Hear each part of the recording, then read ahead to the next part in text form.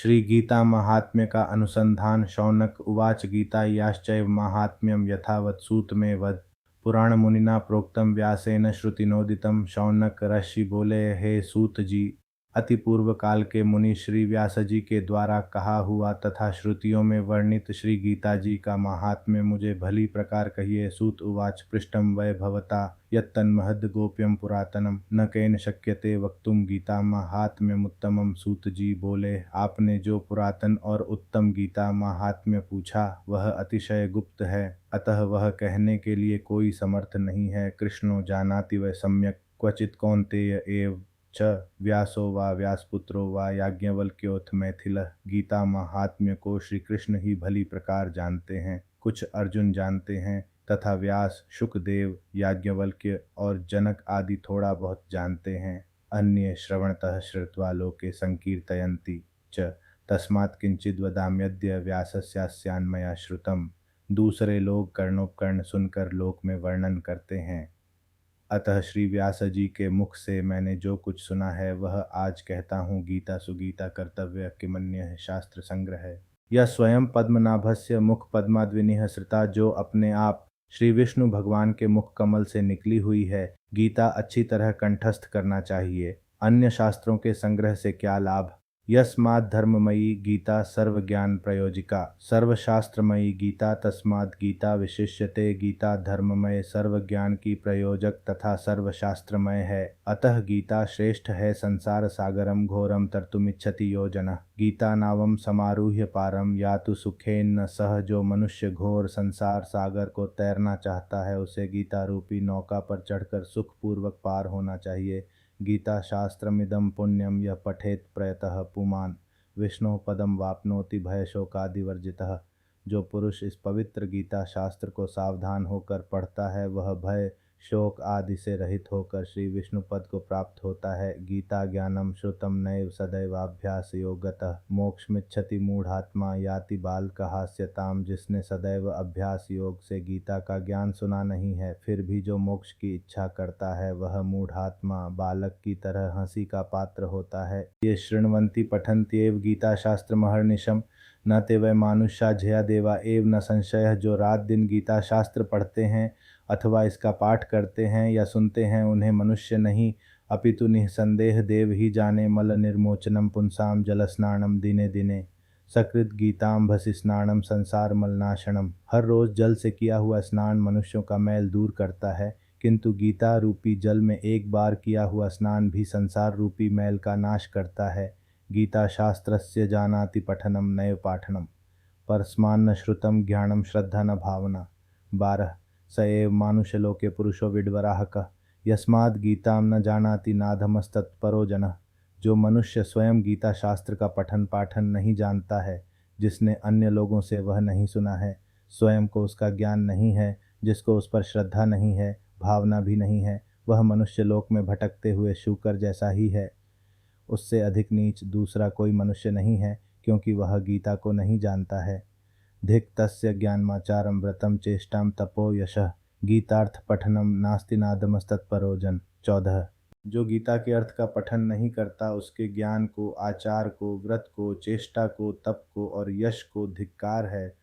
उससे अधम और कोई मनुष्य नहीं है। गीता गीतम न यज्ञानम तद्विद्यासुर संजकम तन्मोघम धर्म रहितम वेद वेदांत गर्हितम। जो ज्ञान गीता में नहीं गाया गया है वह वेद और वेदांत में निंदित होने के कारण उसे निष्फल, धर्म रहित और आसुरी जाने।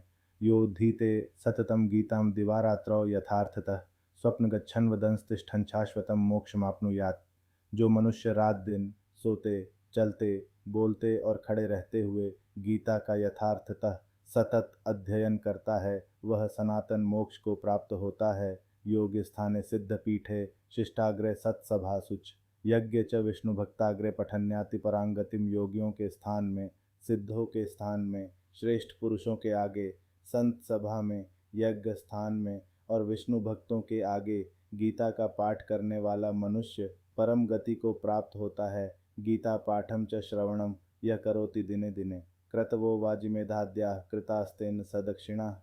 जो गीता का पाठ और श्रवण हर रोज करता है उसने दक्षिणा के साथ अश्वमेध आदि यज्ञ किए, ऐसा माना जाता है। गीतादीता च येनापि भक्तिभावेन चेतसा तेन वेदाश्च शास्त्राणि पुराणानि च सर्वशः।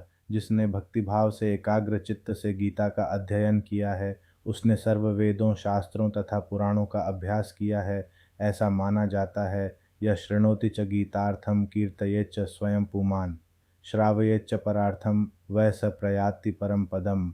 जो मनुष्य स्वयं गीता का अर्थ सुनता है, गाता है और परोपकार हेतु सुनाता है वह परम पद को प्राप्त होता है।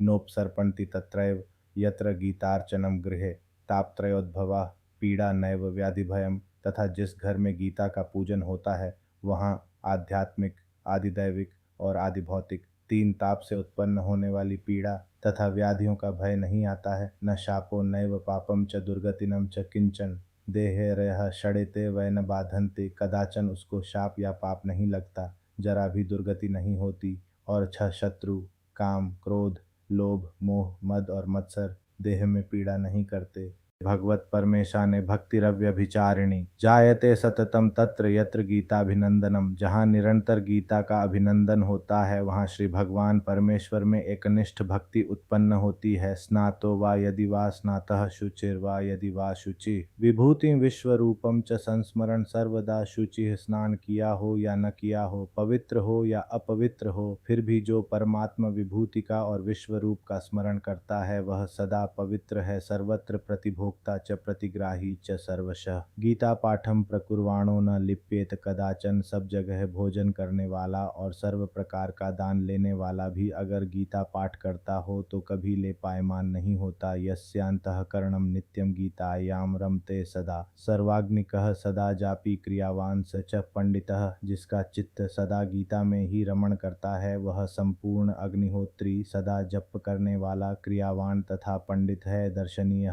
स धनवान स योगी ज्ञानवानपि स एव याज्ञिको ध्यानी सर्व वेदार्थ दर्शकः। वह दर्शन करने योग्य, धनवान, योगी, ज्ञानी, याज्ञिक, ध्यानी तथा सर्व वेद के अर्थ को जानने वाला है। गीता या पुस्तकम यत्र नित्यम पाठे प्रवर्तते तत्र सर्वाणि तीर्थानि प्रयागादीनि भूतले। जहाँ गीता की पुस्तक का नित्य पाठ होता रहता है वहाँ पृथ्वी पर के प्रयागादि सर्व तीर्थ निवास करते हैं। निवसन्ति सदा गेहे देहे देशे सदैव ही सर्वे देवाश्च ऋषयो योगिनः पन्नगाश्च। ये उस घर में और देहरूपी देश में सभी देवों, ऋषियों, योगियों और सर्पों का सदा निवास होता है। गीता गंगा च गायत्री सीता सत्या सरस्वती ब्रह्म विद्या ब्रह्मवल्ली त्रिसंध्या मुक्त गेहिनी अर्धमात्रा चिदानंदा भवग्नि भयनाशिनी वेदत्रयी परानंता तत्वार्थ ज्ञान मंजरी।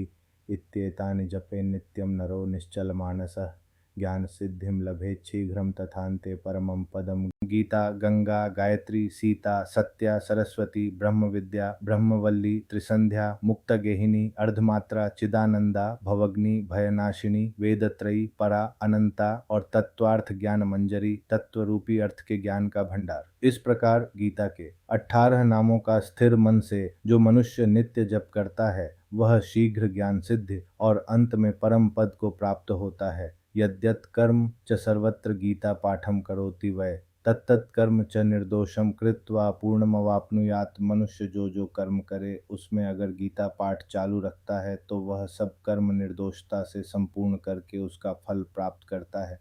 पितृनुद्दश्य या श्राद्ध गीता पाठम करोति वै संतुष्टा पितरस्तस्य निर्याद्यान्ति सद्गतिम।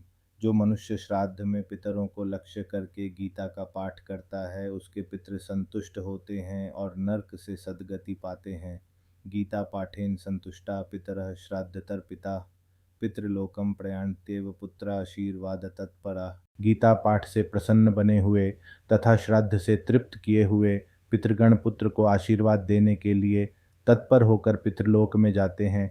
लिखित्वा धारयेत् कंठे बाहुदंडे च मस्तके नश्यन्त्युपद्रवाः सर्वे विघ्न रूपाश्च दारुणा। जो मनुष्य गीता को लिखकर गले में, हाथ में या मस्तक पर धारण करता है उसके सर्व विघ्न रूप दारुण उपद्रवों का नाश होता है। देहम मानुष्यमाश्रित्य चातुर्वर्ण्यतु भारते न शृणोति पठत्येव ताममृतस्वरूपिणीं हस्तात्याक्त्वामृतं प्राप्तं कष्टात् क्ष्वेडं समश्नुते पीत्वा गीतामृतं लोके लब्ध्वा मोक्षं सुखी भवेत्। भरतखंड में 4 वर्णों में मनुष्य देह प्राप्त करके भी जो अमृत स्वरूप गीता नहीं पढ़ता है या नहीं सुनता है, वह हाथ में आया हुआ अमृत छोड़कर कष्ट से विष खाता है।